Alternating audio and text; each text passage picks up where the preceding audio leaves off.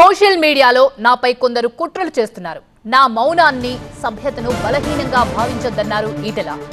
తుఫాన్ ముందు సముద్రం ప్రశాంతంగా ఉంటుంది, కానీ ప్రళయం వస్తే భరించలేరన్నారు ఈటెల. మా జోలికి ఎవరూ రావద్దు, వస్తే తట్టుకోలేరన్నారు.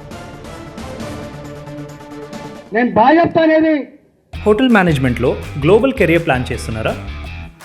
అంతర్జాతీయ చదువు, ఫారెన్ జాబ్ ఛాన్స్ కోసం ఇండియా నంబర్ 1 హోటల్ స్కూల్ IIHMలో జాయిన్ అవ్వండి.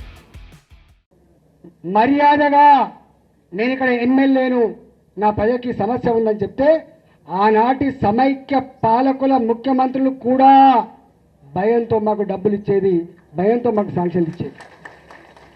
కానీ ఈ ఓడిపోయిన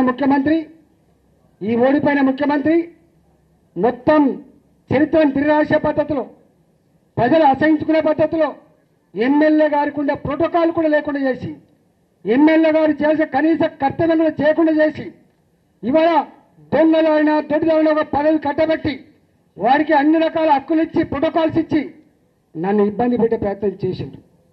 అయినా నేను అనుకున్న ప్రజలు గొప్ప వాళ్ళని. ఆ 2.5 సంవత్సరాలు ఎంత నరకం అనుభవించినో మీరు చూసింది.